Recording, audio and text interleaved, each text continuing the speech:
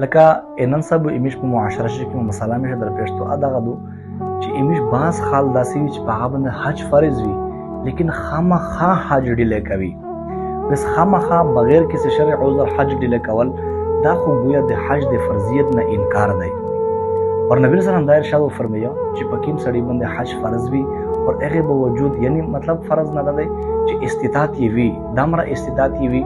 دمره مال دولت د سره شته په ایام حج شي چې د حج ته هتلی شي د سفر تمام خرچه انتظامات کولای شي واته چې سورې پتی کیږي د هغه انتظامات خرچي پیرا کولای شي یې سر شي چې کیم خال د ما تخت هغه نان نفقه پیرا کولای شي داسې سړی ایام حج شي دا صاحب استطاعت په دبن حج فرض دی. داسې سړی کچره حج ډیلی سکو بیا په حدیث پاک شروع درمی چې دا سړی وو يهودیم لږی یو نصرانی لږی. سعید بن جبیر رضی الله تعالی عنہ ته یو کسان ورغلو ته چې حضرت کیدو شي جنازه المنز کول دي نو حضرت صاحب انکار وفرمایي چې به زخه جنازه المنز نه کوو واجه نه پاتہ شولا وای کوم وجه بنیاد باندې تلمیز نه کوي جنازه المنز نه پړاو کوي چې ځکه چې مو ته معلومه ده خبره کنه چې په دغه سړی باندې حج فرض وو او د سړی فرض حج چې کوم ادا کړی نه دی و زه په دا نه پیژنم چې دا يهودي مر شوی دی کنه نصرانی مر شوی دی. حضرت عمر رضی الله تعالی عنہ هغه خپل فرمایل چې د مو زړه دا غوړي چې زه په معاشره شه داسې خال تلاش کړ داسې خلق وغوړم چې په هغه باندې حج فرض وي او د حج ته نه درېمي زه په هغه خل باندې جزیه مقرره کوم او به جزیه خو په کافر باندې مقرره کیږي په مسلمان باندې خو عشر دی په مسلمان باندې خو زکات دی په کافر باندې کنه جزیه مقرره کیږي او بیا حضرت عمر رضی الله تعالی فرمایل چې وما هم بمؤمنین دغه خلق مسلمان نه دي چې په دې باندې حج فرض شوی دی او د حج فرض حج نه ادا کوي. او دوه مسله دغه دو انتهایی غټ ټینشن دغه دی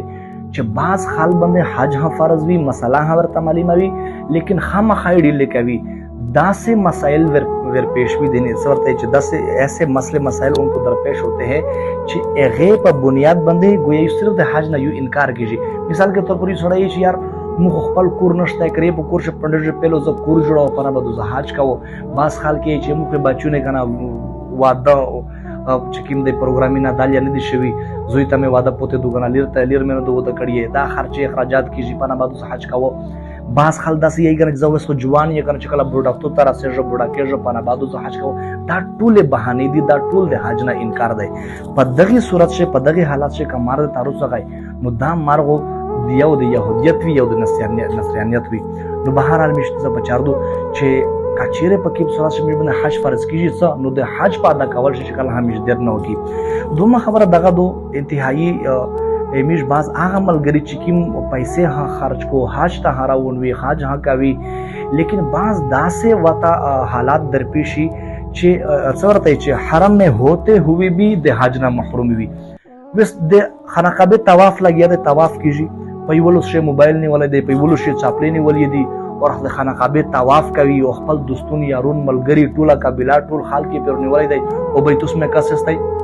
دنه ز طواف کوو د طواف دا چکر دا پنځم چکر د شپږم چکر د وب چکر دی سعی کوي وته خپل خال پر نیولې دی او لایو ویډیو چلاوي اور مواجه شریف باندې نبی سلام ته درود سلام پیش کوي په داسې حالات شي په یولو شي چاپل نیولې دی ببلو شي کنه موبایل نیولې دی دا خو حج نشو دا خو ریاکاری شولا او پر ریاکاری باندې خو کنه عبادت قبلی جنا پر ریاکاری باندې خو چې کی عبادت وکیا په باندې الټا پکړ دی قیامت پر زو پکړ کیږي نو میشي کی ملګری حج ته راوندي اګنه دا گزارش دی چې به حج ته سشته لیکن چې څومره دغه لیاره آداب دي دغه لیاره کیم اعمال دي اپ صحیح طریقہ سره وکسته علما نه پوچھ کر ایو بلنا پاتا کول